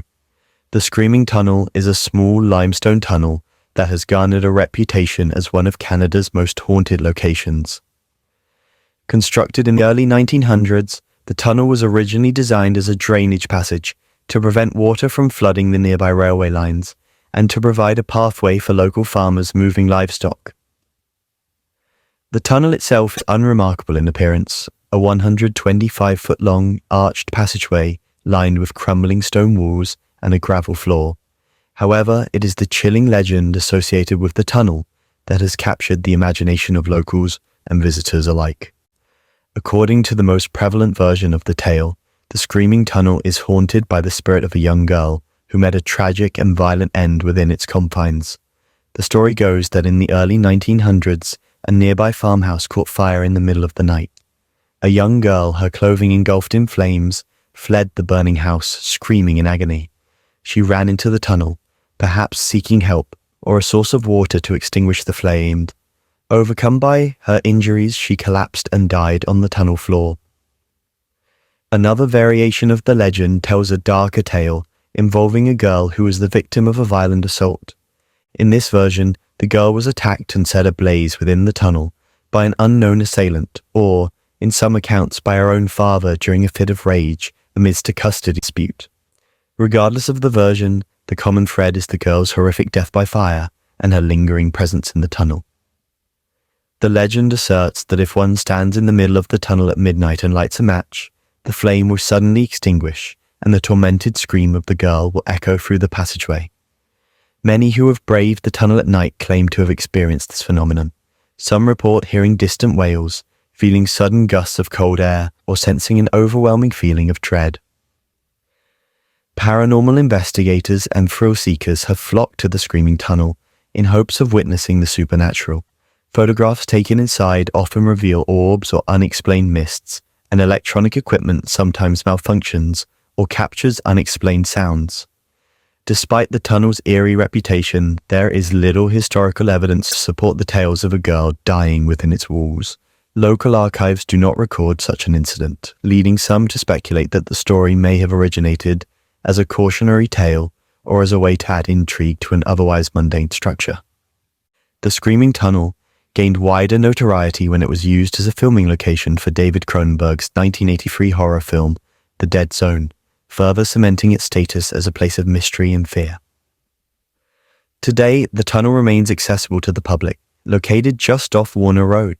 While some visit out of curiosity or to test the legend themselves, others avoid it altogether, unnerved by its dark history and the possibility of encountering the restless spirit said to haunt its depths. The House of Death, situated at 14 West 10th Street, in the heart of Manhattan's Greenwich Village. The building known as the House of Death is a stately brownstone with an ominous reputation. Constructed in the late 1850s, the four-story townhouse exemplifies the elegant architecture of the era, yet behind its refined facade lies a history marred by tragedy and alleged paranormal activity. The House of Death earned its morbid moniker due to the numerous deaths and hauntings associated with the property. It is said that the building is haunted by the spirits of 22 people who died there over the years, including some under mysterious or violent circumstances. One of the most famous residents was the celebrated author Mark Twain, whose real name was Samuel Langhorne Clemens. Twain lived in the house from 1900 to 1901, during which time he penned several works and reportedly experienced paranormal events himself. In a letter, he recounted an incident where he witnessed a piece of kindling wood moving by itself, which he rationalized as being moved by a mouse. Decades after Twain's residence, his apparition has been reportedly sighted within the house. Witnesses describe seeing a man resembling Twain, dressed in a white suit, who introduces himself as Clemens, and then vanishes. His presence adds a layer of historical significance to the hauntings. The building's dark history deepened in 1987, with a tragic event involving a child. Joel Steinberg, a criminal defense attorney, lived in the building with his partner, Hedda Nussbaum, and their illegally adopted daughter, Lisa Steinberg. On November 1st, 1987, Lisa was found unconscious in the apartment, having been severely beaten by Steinberg. She later died from her injuries. The case garnered national attention, highlighting issues of child abuse and domestic violence. Since then, residents and visitors have reported unsettling experiences in the House of Death. Accounts include sightings of shadowy figures, sudden drops in temperature, unexplained odors, and the feeling of being watched. Some have heard disembodied voices, footsteps on the stairs when no one is present, and objects moving on their own. One resident claimed to have seen the apparition of a woman in a long gown descending the staircase, while others have felt cold hands touch them in the hallways. The cumulative effect of these reports has solidified the building's reputation as one of New York City's most haunted locations. The House of Death remains a private residence converted into multiple apartments. While some tenants dismiss the ghost stories as urban legends, others have moved out, unable to cope with the eerie phenomena. The juxtaposition of the building's elegant exterior with its haunted legacy serves as a metaphor for the hidden depths beneath the surface of urban life. The House of Death stands as a reminder that even in the bustling heart of a city, the past can linger, and the echoes of bygone tragedies may continue to resonate. The LaLaurie Mansion. In the French Quarter of New Orleans, a city renowned for its rich history and vibrant culture, stands the LaLaurie Mansion, a stately three-story Creole townhouse at 1140 Royal Street. Behind its elegant facade lies one of the most disturbing and infamous tales of cruelty and horror in American history. The mansion was once the home of Madame Delphine LaLaurie, a prominent socialite known for her beauty, wealth, and influence. Born Marie Delphine McCarty in 1787, she married Dr. Leonard Louis Nicolas LaLaurie, her third husband, in 1825. Together, they purchased the property and became fixtures in New Orleans high society, hosting lavish parties attended by the city's elite. Despite her outward charm and philanthropy, rumors began to circulate about Madame LaLaurie's mistreatment of her slaves. Neighbors noticed that slaves seemed to disappear under mysterious circumstances, and whispers of abuse grew louder. The first public incident occurred in 1833 when a young slave girl named Leah fell to her death from the roof of the mansion. It was alleged that Madame LaLaurie had chased the girl with a whip after she had snagged a snag in her hair while brushing it. An investigation led to the LaLauries being fined and forced to sell their slaves, but they circumvented the punishment by having relatives purchase slaves and secretly return them. The true extent of Madame LaLaurie's atrocities came to light on April 10th, 1834, when a fire broke out in the mansion's kitchen. As firefighters and authorities responded, they discovered a 70-year-old slave woman chained to the stove. She confessed that she'd started the fire in a suicide attempt to escape the horrors inflicted upon her and others. Upon further exploration of the house, rescuers uncovered a hidden attic space where they found slaves subjected to unspeakable torture and mutilation. Reports from the time describe men and women chained to walls or confined in cages, with some victims bearing evidence of grotesque medical experiments. Limbs were broken and reset at unnatural angles. Bodies were scarred and disfigured, and some were barely alive. The revelations sparked outrage among the public. An angry mob descended upon the mansion, destroying much of its interior. Madame LaLaurie managed to flee the city, escaping to France, where she is believed to have lived out the rest of her life without facing justice for her crimes. The mansion itself stood vacant for years, its reputation tainted by the horrors that occurred within. Over time, it was rebuilt and repurposed, serving as a school, a music conservatory, and apartments. Yet, tenants and visitors have consistently reported paranormal activity.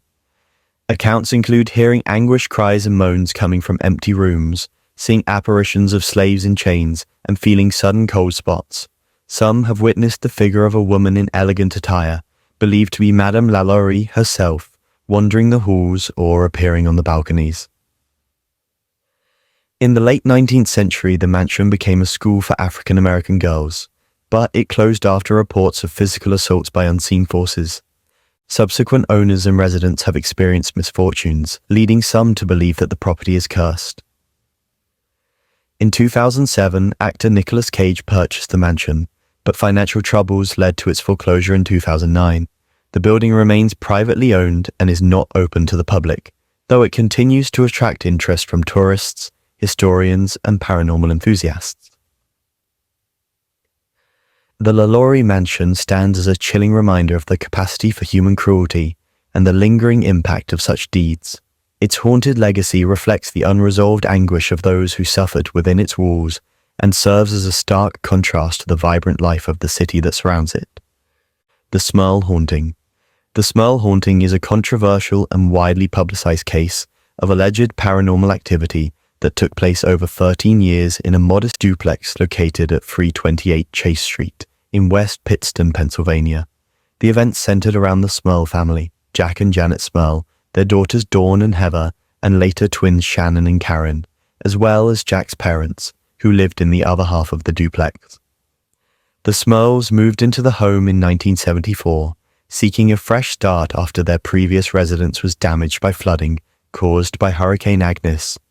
Initially, the family undertook renovations to improve the property, but soon after, they began experiencing unexplained phenomena. The occurrences started subtly with appliances malfunctioning, strange odors wafting through the house, and unaccounted cold spots. Over time, the activity escalated. The family reported hearing footsteps, voices, and sounds of scratching within the walls. Furniture moved on its own, dark shadows appeared, and disembodied whispers echoed through the rooms. Janet claimed to have encountered apparitions, including a young woman dressed in colonial attire and a malevolent black mass. The entities allegedly targeted family members individually. Jack reported being sexually assaulted by a succubus-like entity, while Janet experienced similar attacks from an incubus. Their daughters were terrorized by unseen forces that tugged at their hair and bedclothes.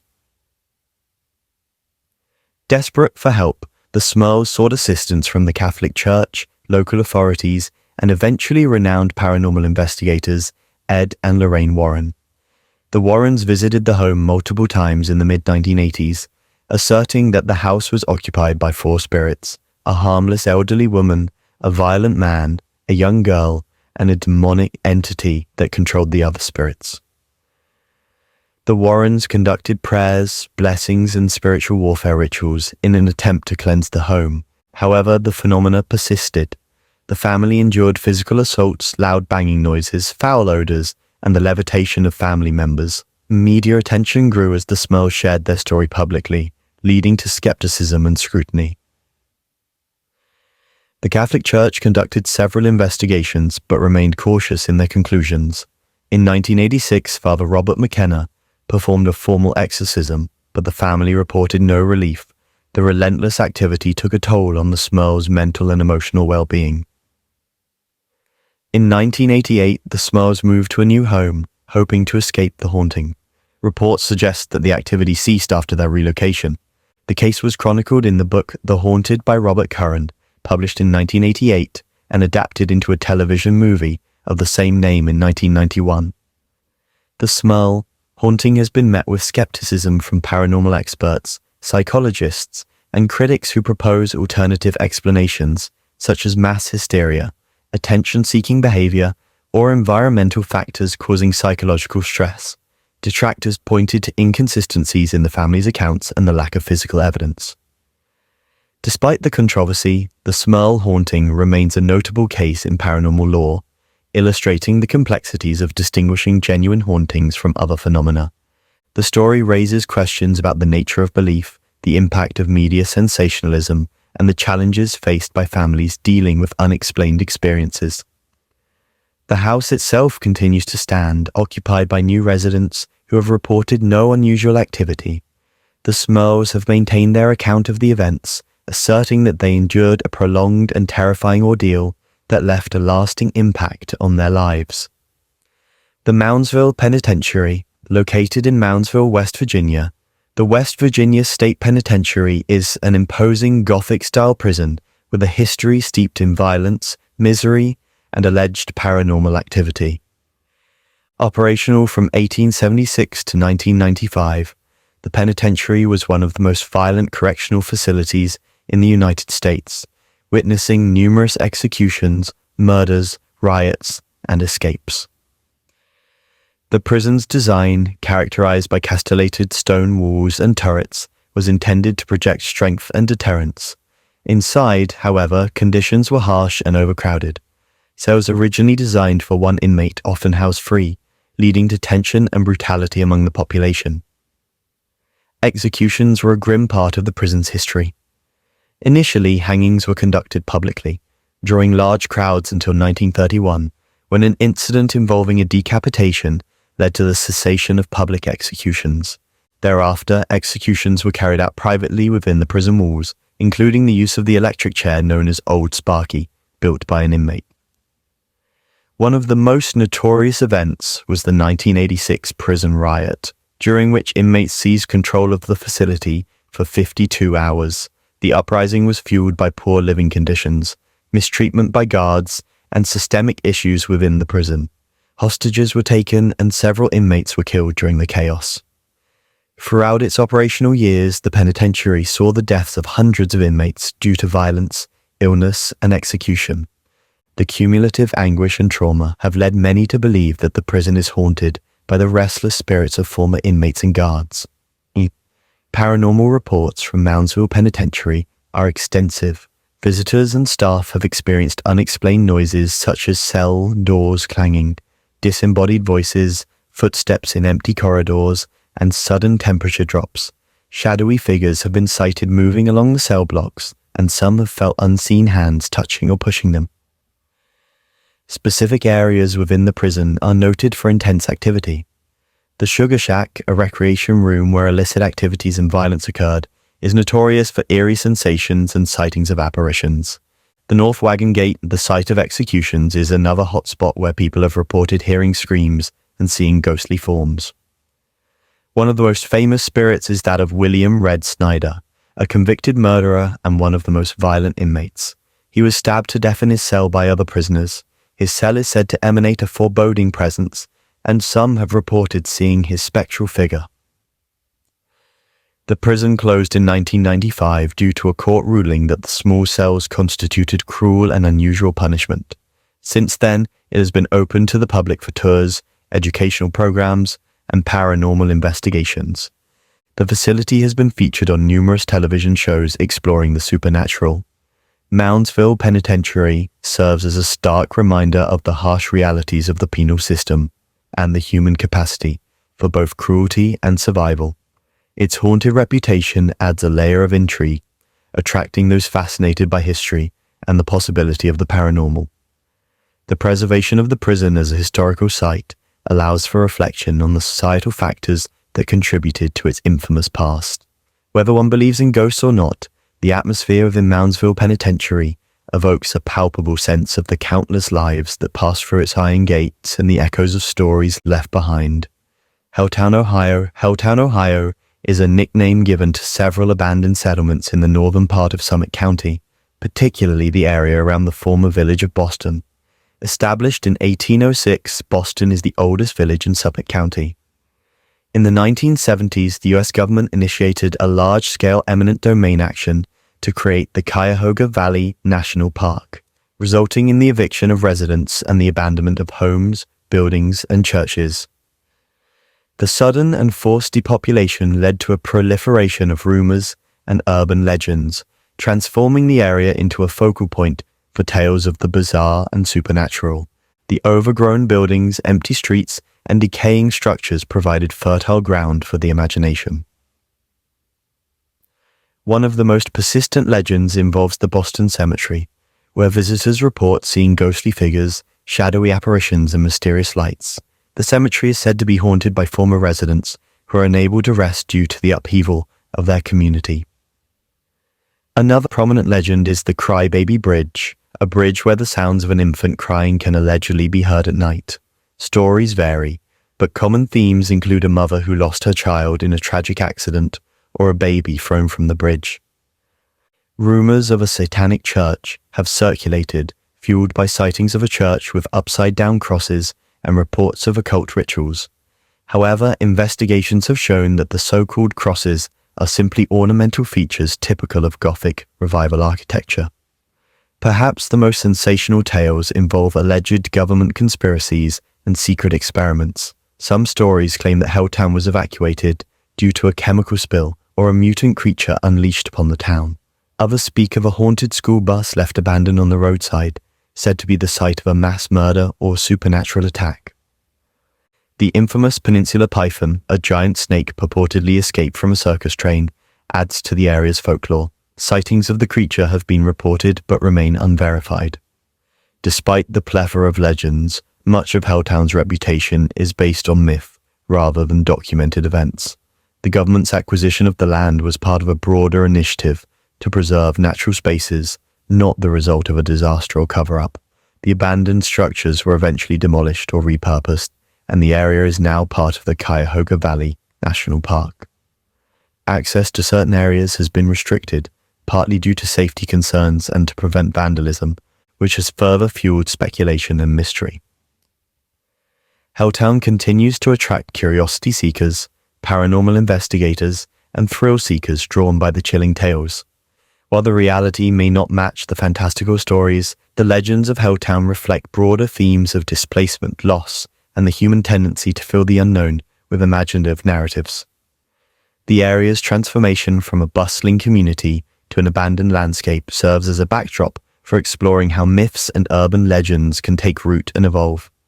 Helltown stands as a testament to the power of storytelling and the enduring allure of the mysterious.